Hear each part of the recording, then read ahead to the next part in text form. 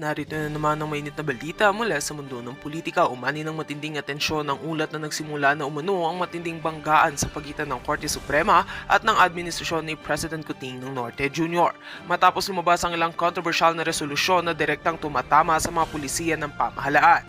Dahil dito, umugo ang salitang may umiinit na tunggalian sa pagitan ng hudikatura at ehekutibo na ikinabahala ng publiko.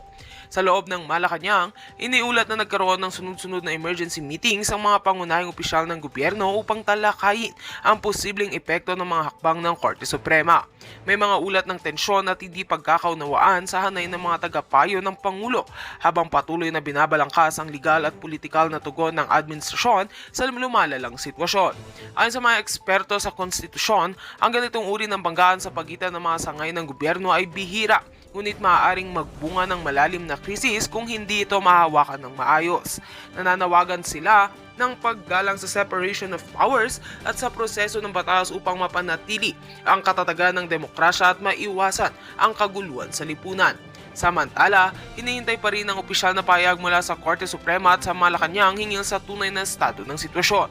Habang patuloy ang pag-usbong ng espekulasyon at haka-haka sa social media, nananatiling mahalaga ang pag-asa sa beripikadong impormasyon at sa mga opisyal na anunsyo mula sa mga kinauukulang institusyon. At yan nga mga balitang ating pagkakatutukan, at kung bago ka pa lamang sa aking channel ay huwag kakalimutang mag-like, share and subscribe para updated ka sa mga bagong balita dito sa Tatak Pinas.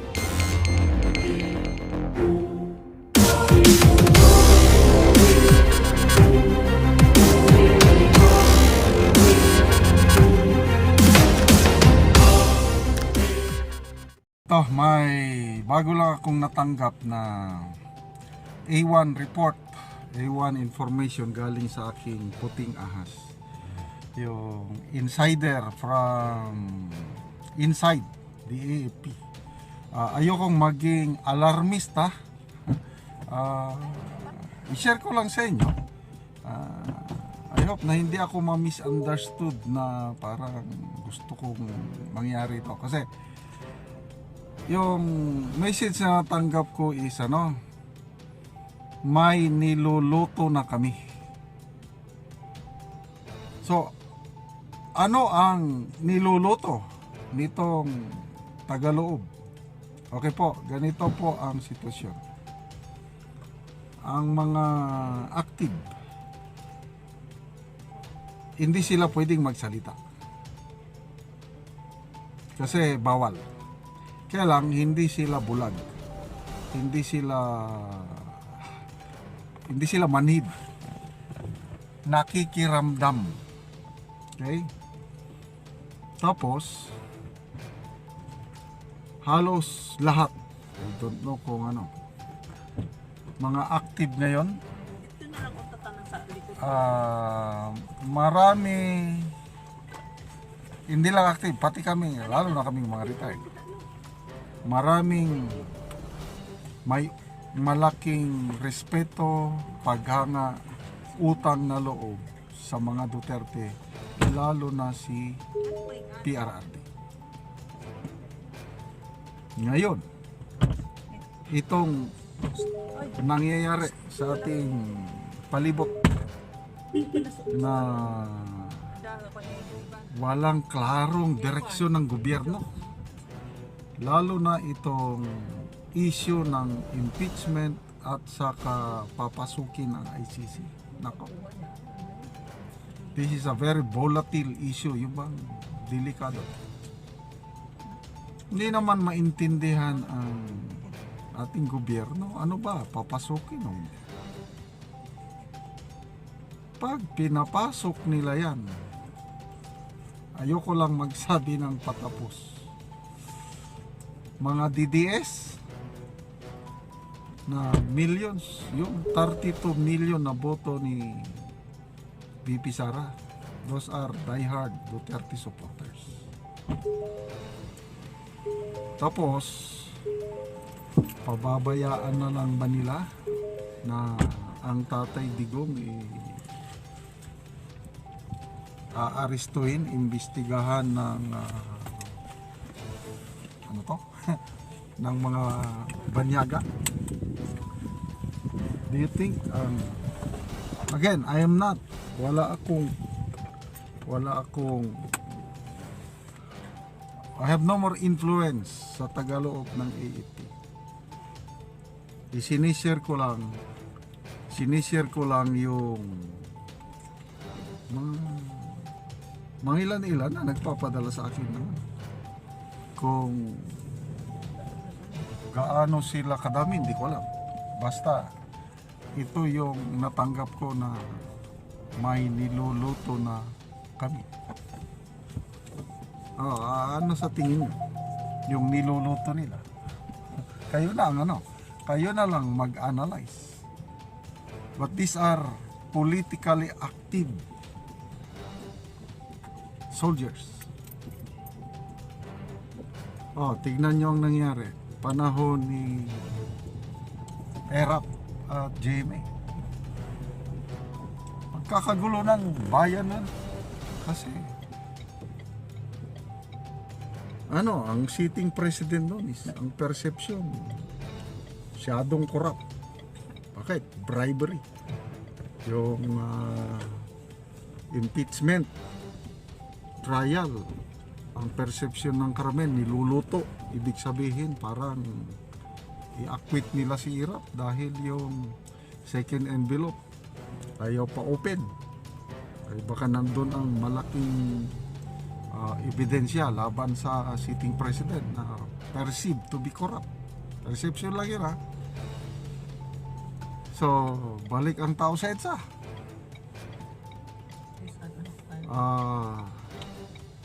Pag walang gumalaw, kawawa ang taong bayan kasi perception ng negosyante, magulo ng bayan. Ay di, anong gagawin ng mga negosyante? Stop business. So malulugmok ang ating ekonomiya. Kagaya nung panahon ni Cory administration. Sa ilang beses na nagkudita, eh di anong nangyari? Lugmok ang ekonomiya. So, yun yung sitwasyon nung panahon ni Erap at Gloria. Dahil ang mga tao pumunta na sa kalsada. Rally na naman. So, yun. Ito, sinasaysay ko lang, history kasi I was part of this history. 2001.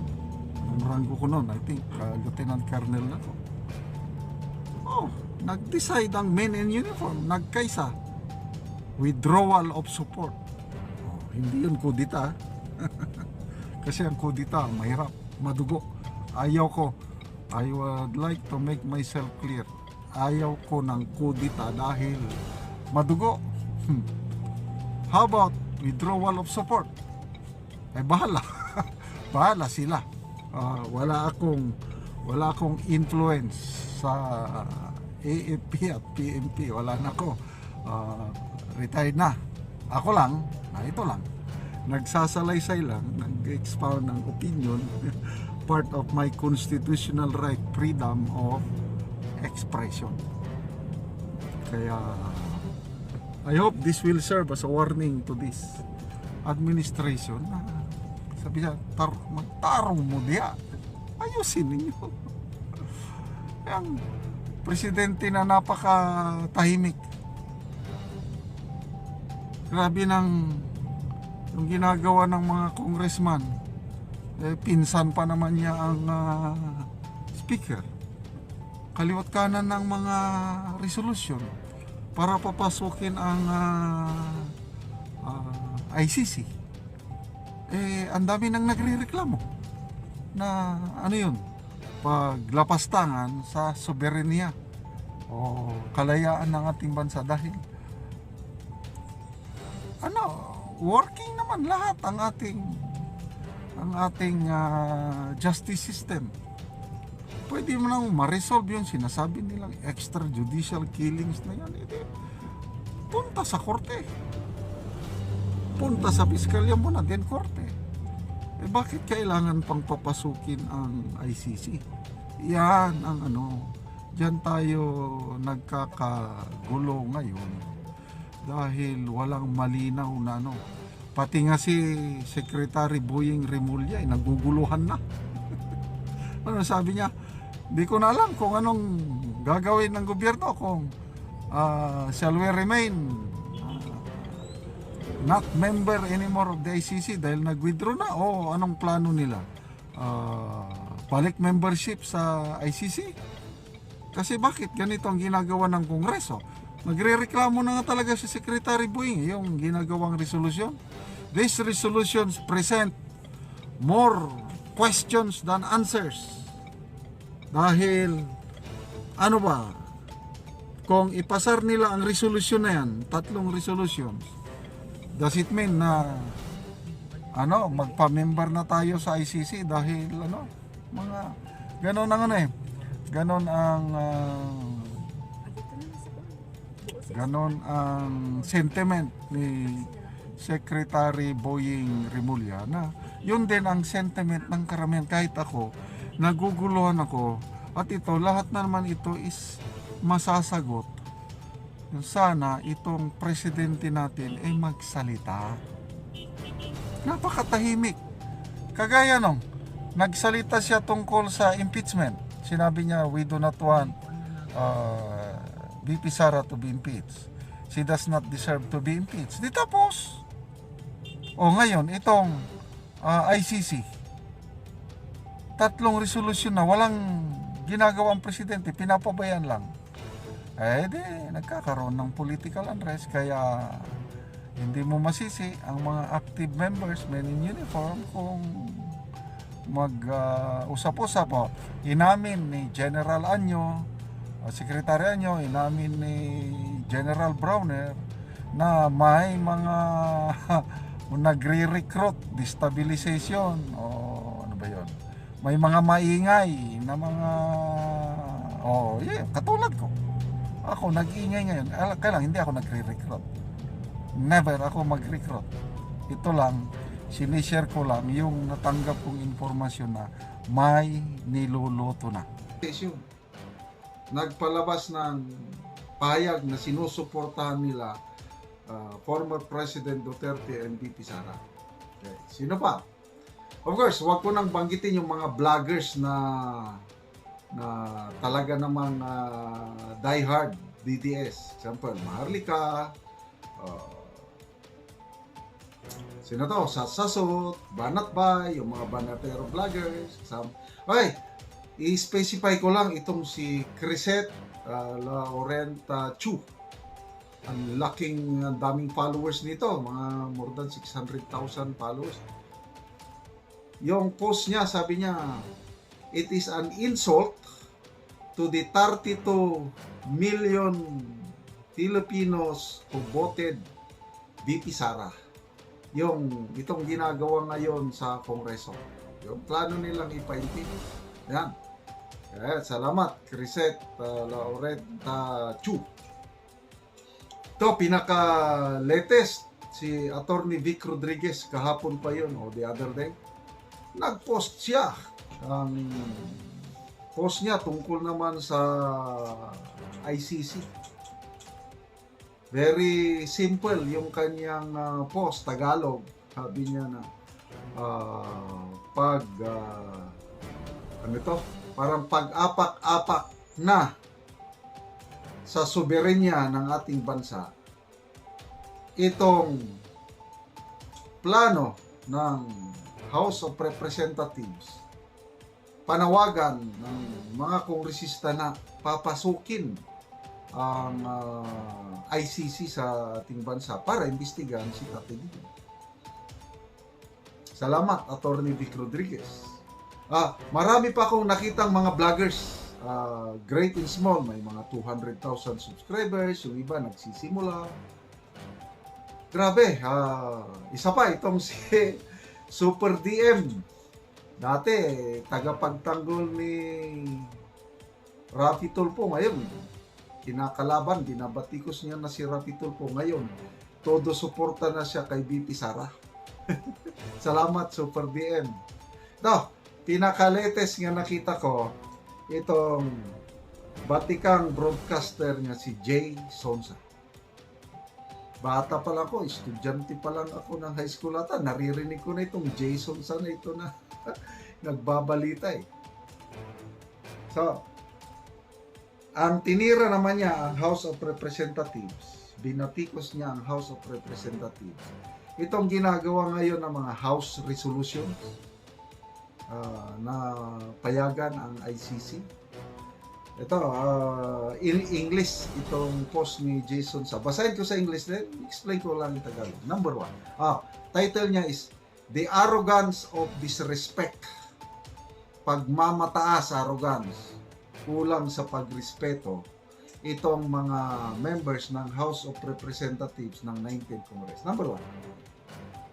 It cuddles an arrested, indicted, and criminally charged and suspected front person of a communist terrorist group, the CPP, NP-NDF, enemy of the state, and party list representative. Ibig sabihin niya nito si Congresswoman Franz Castro kasi ano na yan, charge ng kidnapping yan. Alam ko ito sa, I think, Jatagon, Lianga, Surigao del Sur. Diyan ako, matagal akong nasa inyan. Mga kabataan, mga katutubo. Nako, I think dinala somewhere in Davao na without the consent ng mga parents. Yung pala, dadalhin doon para doktrinahan pa o pasamahin sa rally. Na-intercept ng gobyerno. Nako, kinasuhan. Kaya may litrato itong si Franz Castro na yung anong tawag doon? Mga criminal case na. Ayun, tinangga. Member ng House of Representatives. Yan, number 1, arrogance. Number 2, it continuously attempt to impeach the sitting Vice President on an executive action of the sitting President who ordered and caused the transfer of the disbursement of a confidential and intelligence fund. So tungkol ito sa paggastos ng BP Sara ng 125 million, planong ipa-impeach ng kongresong ito na kung talagang tutuhanin nila ang presidente ngayon ang may kasalanan dahil siya ang nag-transfer ng pundo. Kung makatotohanan itong ating mga kongresista, bakit dalawa ang impeach nila, President and Vice President? Para patas. Ito ang sinasabi ni Jason sa which I agree. Kaya arrogance, disrespect. Namimili lang sila. Number 3, it continuously attempt to pass House resolutions inviting and authorizing the entry of ICC prosecutors to take actions against the war on drugs of the government despite the recently ruling of the Supreme Court dismissing a similar petition. Very clear. May decision na ang Supreme Court na hindi dapat papasukin. Very clear. Walang jurisdiction ang Supreme Court sa atin. Yan ang sinasabi ni Jason Sa.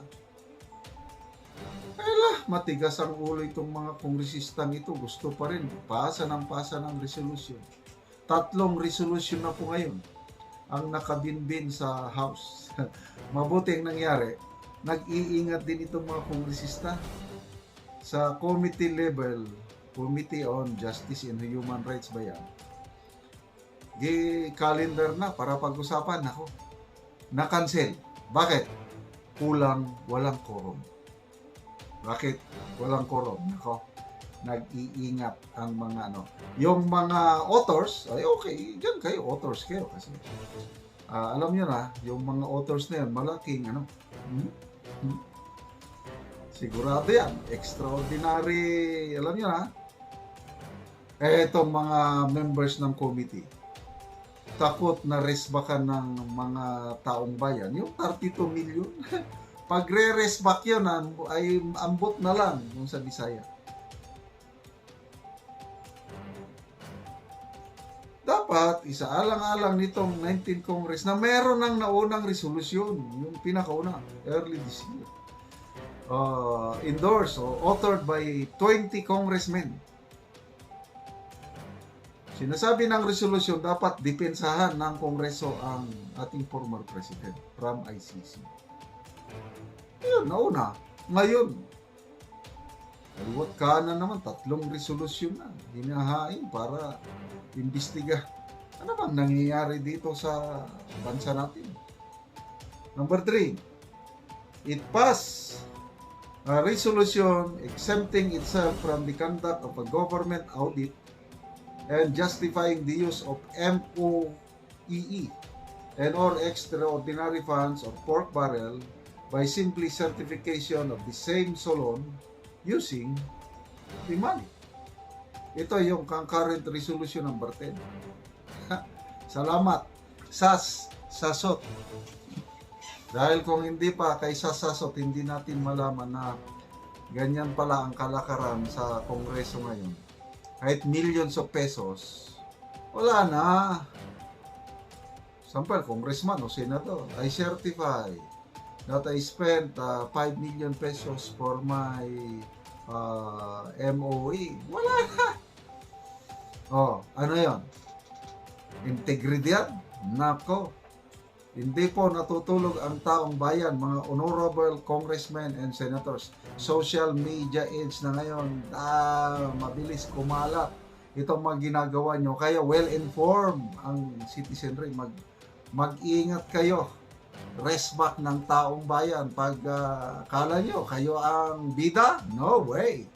This is democracy. Number 5. It abuses the privilege of citing resource persons in contempt pursuant to a recent jurisprudence where the Supreme Court ruled against the arrest and detention of the Parma executive. Ito, bago lang desisyon ng Supreme Court, kasi nung panahon ni Tatay Digong, kasagsagan ng investigasyon ng Parma anomalies, nako, ikinulong nila ang mga Parma executives. Bagong labas Supreme Court. Unauthorized o unlawful yung pagkulong. The arrogance, disrespect. Ganyan na po ang ating Kongreso ngayon, both Senate and lower house. Kaya, suma total, ito ang sabi ni Jason sa abusado na ang Kongreso ngayon. Wala na itong respeto sa Korte Suprema. Nag-aapak na ito sa executive offices. Ibig sabihin, ang Office of the President. Kasi nagsalita na ang Pangulo na hindi natin papasukin ang ICC. Di ba? Klaro. Eto ngayon, nananawagan ng Kongreso na papasukin. O, sinong dapat masunod? Di ba ang architect of foreign policy is the President. Kayo na ba ang presidente, Mr. Speaker? May respeto pa ba kayo sa iyong pinsan? Or, hindi ko lang alam, baka naman itong presidente natin, nagbago ng isip, tumatahimik lang. Magsalita na kayo kasi, Mr. President, para alam namin kung ano ang paninindigan nyo. Yung nauna nyo bang payag na hindi papasokin, no, papasokin na. Pag nalaman namin ang style nyo, then maka-react din kami. Ang problema, napakatahimik itong presidente natin yun. Malamyak talaga. Well mga kaibigan, nakakalungkot ngang isipin na magyayari at pinagplaplanuhan na nga itong si Kuting ng Norte at si Lisa Smugs na ito. Ngunit wala nga tayong magagawa dahil malawak at matataas na opisyalis na ang nagpaplano, mga general, mga army, na talagang kung hindi pa rin magbabago ang bansang Pilipinas at hindi nagbabago ang ginagawa ni Kuting ng Norte na ito at ni Lisa Smugs at ni Romualdez ay talagang hindi nga sila magpapatinag at ipagpapatuloy nila ang kanilang naumpisahan. Well mga kaibigan, kung kayo ang tatanungin ano ang inyong mga opinyon, just comment below sa